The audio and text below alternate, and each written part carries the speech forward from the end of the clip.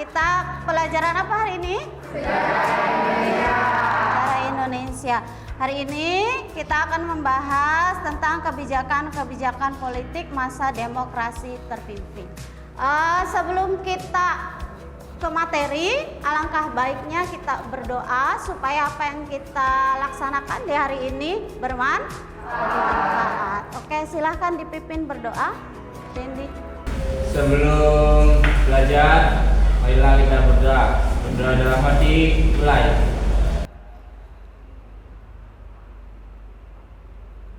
Selesai. Memberi salam.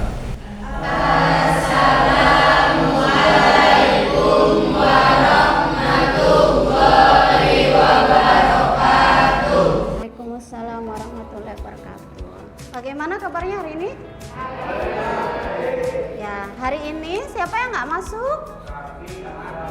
Anta ya, Anta Maulana, kemudian Muhammad Rafi dan Trikrama. Oke, saya akan menggugah semangat kalian supaya pembelajaran kita hari ini lebih semangat lagi. Selamat pagi. Pagi, luar biasa. Historia.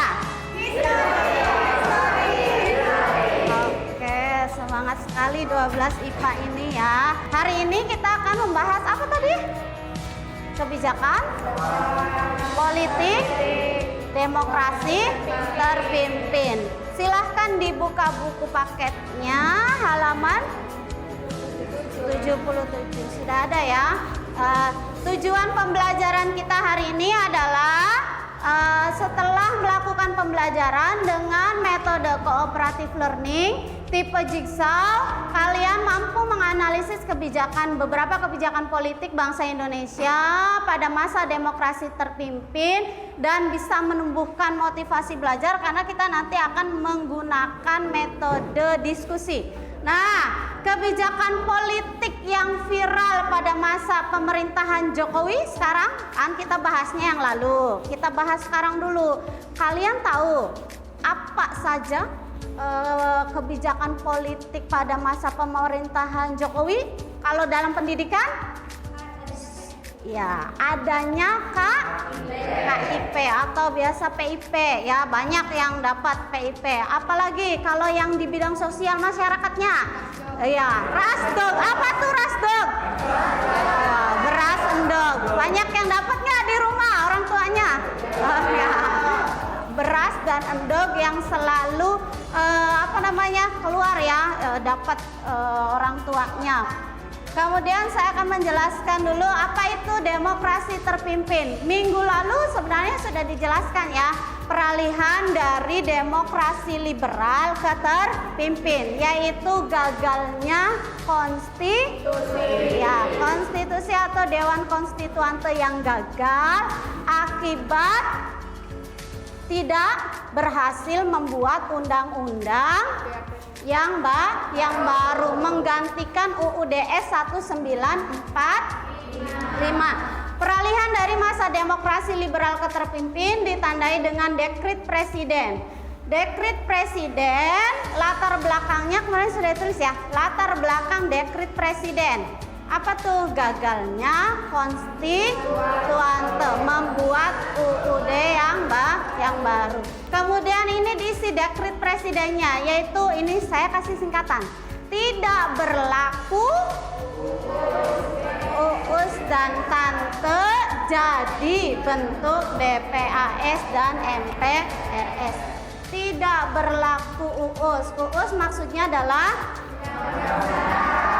tante dibentuk DPAS dan MPRS. Nah, itu isinya ya. Yang pertama lah tidak berlaku Undang-Undang Dasar sementara lagi, maka kembali ke UUD 1945. Yang kedua, tidak berlaku atau dibubarkannya Dewan Konstituante. Yang terakhir, dibentuk DPAS dan MPRS. DPASD P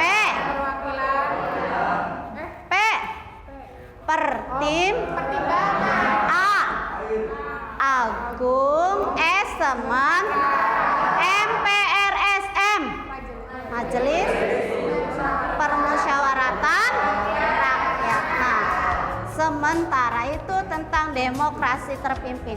Kemudian saya akan menerapkan model cooperative learning tipe Jigsaw. Apa sih Bu cooperative learning tipe Jigsaw? Dalam sederhananya itu adalah model pembelajaran menggunakan diskusi. Nanti kita bikin kelompok yang terdiri dari 5 orang. Nggak ada yang nggak masuk ya, nggak apa-apa, ada 4 juga. Nah, nanti ketika sudah terbentuk kelompok, setiap kelompok saya kasih pertanyaan dengan pertanyaan-pertanyaan yang berbeda. Nanti ditentukan siapa yang nomor 1, siapa nomor 2, nomor 3, nomor 4, dan nomor 5. Setelah selesai mencatat pertanyaan di kelompok 1, maksudnya pertanyaan 1 kumpul dengan pertanyaan 1. Pertanyaan 2 kumpul dengan pertanyaan 2 dan seterusnya. Itu adalah model pembelajaran cooperative learning tipe Jigsaw. Nah, sekarang silahkan membuat kelompok masing-masing berjumlah satu kelompoknya 5 orang.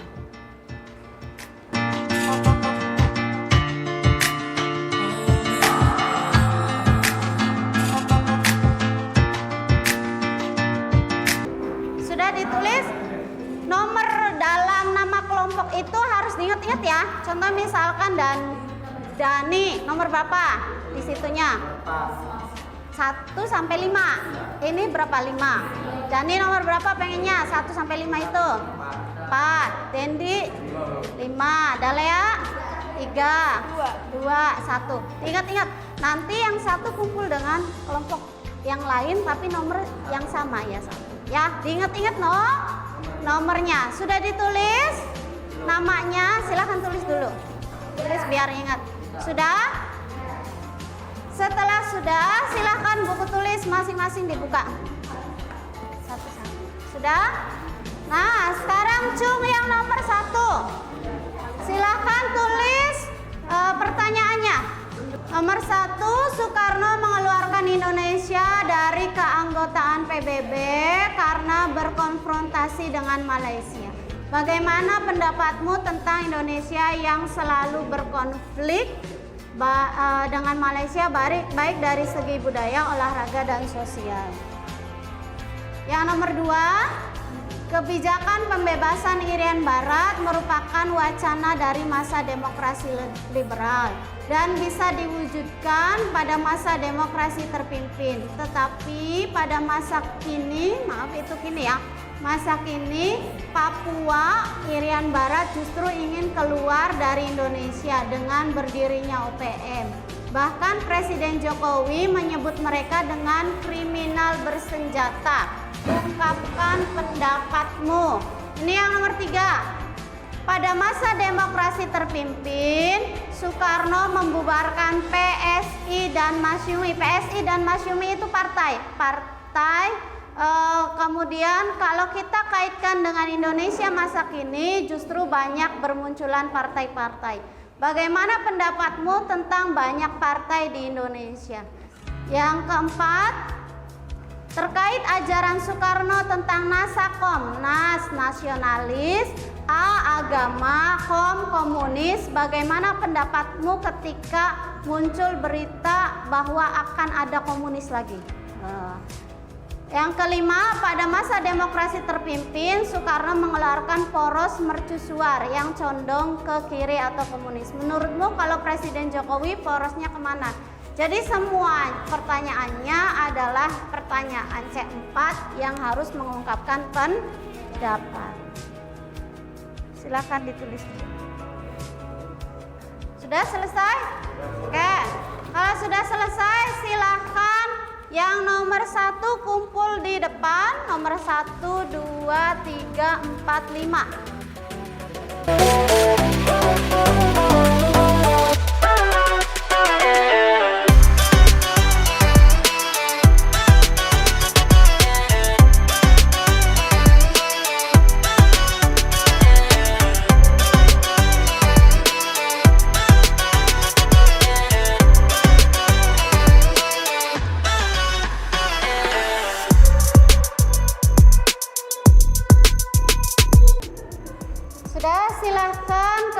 kembali ke kelompok semula. Kembali ke asal.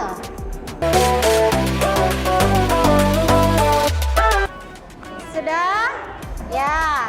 Silahkan bertukar informasi sambil sticky notes namanya itu yang kalian pegang. Sticky notes-nya di belakangnya sudah ada apa namanya tuh lem double tip. Silahkan ditempelkan di LKPD yang kalian pegang.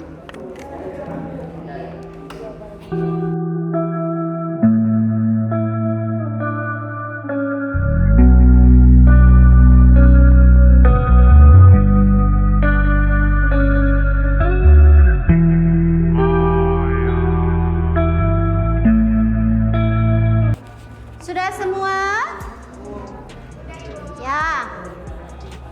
Kelompoknya Angel, Ajeng, Akrin kelompok 1 ya. Ayu, saya minta nomor 1 dibacakan pertanyaannya dan jawabannya. Ya. Silakan berdiri. Ya. Pertanyaan dari nomor 1 yaitu Soekarno mengeluarkan Indonesia dari keanggotaan PBB karena berkonfrontasi dengan Malaysia. Bagaimana pendapatmu tentang Indonesia yang selalu berkonflik dengan Malaysia, baik dari segi budaya, olahraga, dan sosial? Nah, pendapat saya mengenai konflik Indonesia antara Malaysia dari segi budaya, olahraga, dan sosial, yaitu ada beberapa aspek yang dapat timbulnya konflik antara negara tersebut. Sebagai contoh, dari segi budaya, Malaysia mengklaim bahwa wayang adalah warisan budaya milik mereka. Padahal dari fakta dan data bahwa Indonesia lah yang lebih berhak memiliki atas hak tersebut. Terus dari segi sosialnya yaitu tentang perebutan Pulau Sipadan dan Bibitan yang pernah Ibu jelaskan mengenai hal tersebut, yang ternyata pulau itu adalah memang milik Indonesia, tetapi karena tidak dirawat dengan baik, maka jatuhlah hak kepemilikan tersebut pada negara Malaysia. Kasih tepuk tangan untuk kelompok 1. Kemudian kelompoknya Castia mana? Oh iya. Silahkan jawab pertanyaan yang Den, pertanyaan punya kamu Den. Menurutmu kalau Presiden Jokowi porosnya mana? Pendapat saya. Menurut saya Presiden Jokowi tidak condong ke kiri maupun ke barat karena poros Presiden Jokowi yang sekarang adalah netral, tidak barat ataupun tidak ke timur karena memang juga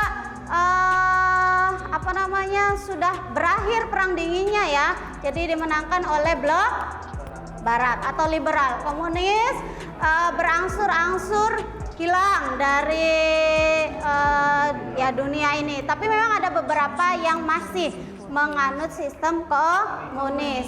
Ada pertanyaan tentang komunis tadi? Sekarang pertanyaan itu dijawab oleh kelompoknya Reja. Yang komunis siapa? Yang komunis siapa? Yang dapat pertanyaan tentang gimana sih komunis kalau ada lagi di Indonesia ya? Terkait dengan ajaran Soekarno tentang Nasakom, bagaimana pendapatmu ketika komunis muncul lagi? Pendapat saya, pemerintah dan lembaga penegak hukum harus sesegera mungkin memberantas komunis. Karena dengan munculnya komunis akan menimbulkan perpecah belahan bangsa. Ada nggak yang mau berpendapat tentang komunis? Dan Dani? Ya.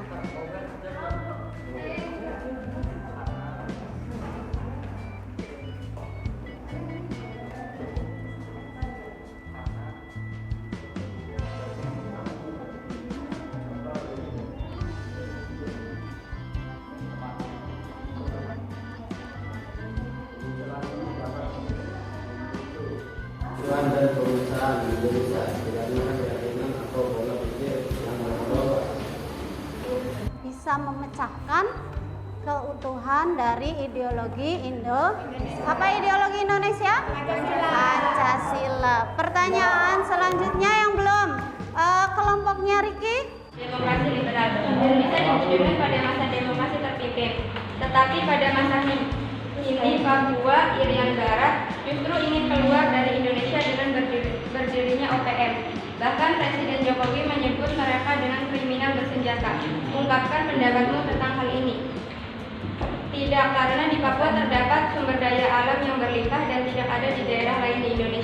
Contohnya seperti di daerah Blok Labu yang memiliki gunung dengan kandungan emas yang cukup besar.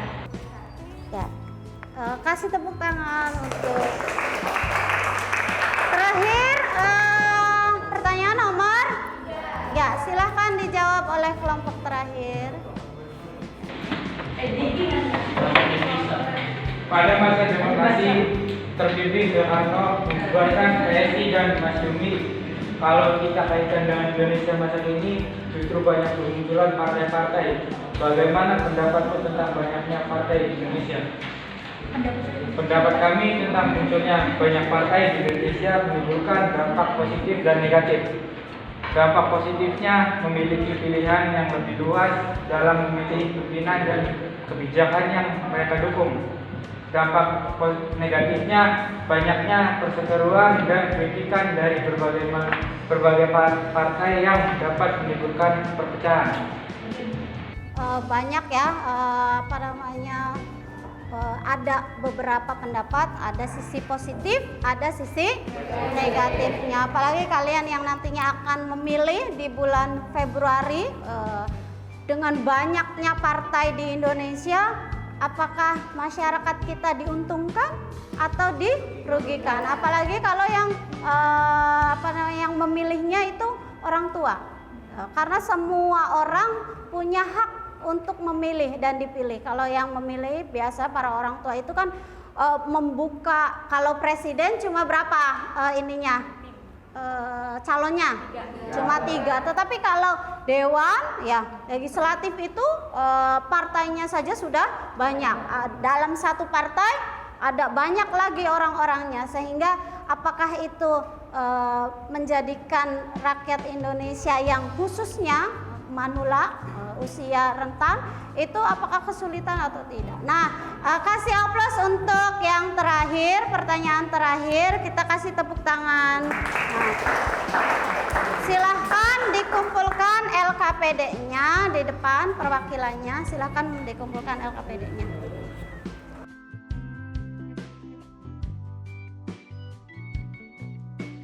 Kesimpulan dari pembelajaran kita hari ini adalah apa kesimpulannya? Bahwa kebijakan politik masa demokrasi terpimpin apa saja satu, Den? Kebijakan politiknya pada masa demokrasi terpimpin, kebijakan politik yang diterapkan oleh Soekarno adalah yang pertama, konfrontasi dengan Malaysia, terus pembebasan Irian Barat atau Papua yang justru sekarang pengen merdeka atau pengen lepas. Kemudian poros mercusuar, bahwa Soekarno condong ke arah kiri atau condong ke arah timur. Itu kebijakan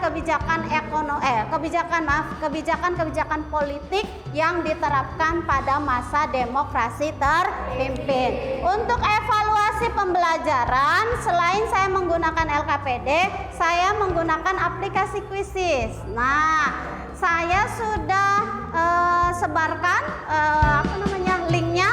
Silahkan dibuka handphonenya ya.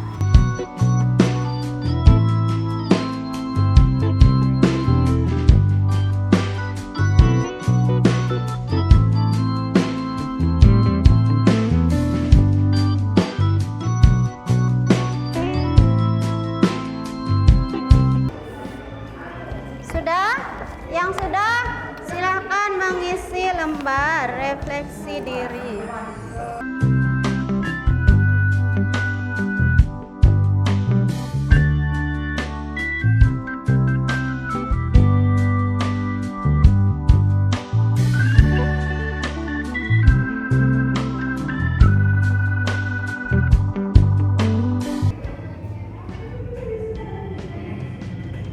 Tadi kita sudah simpulkan ya bahwa hari ini kita bahas tentang kebijakan politik masa demokrasi terpimpin. Kebijakannya banyak. Salah satunya adalah tadi poros mercusuar, terus konfrontasi dengan Malaysia. Salah satunya di aplikasi Quizizz Indonesia keluar dari keanggotaan PBB. Oke, kita tutup pembelajaran kita hari ini. Kita ketemu lagi minggu depan dengan kebijakan ekonomi pada masa demokrasi terpimpin. Untuk menutup pembelajaran kita hari ini tadi diawali dengan berdoa, maka ditutup pula dengan berdoa. Silahkan Dendi ditutup dengan berdoa. Sebelum diakhiri pembelajarannya, kita berdoa terlebih dahulu. Berdoa dalam hati, mulai.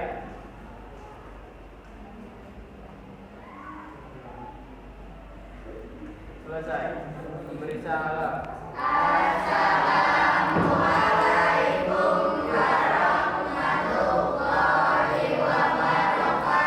Waalaikumsalam warahmatullahi wabarakatuh. Terima kasih.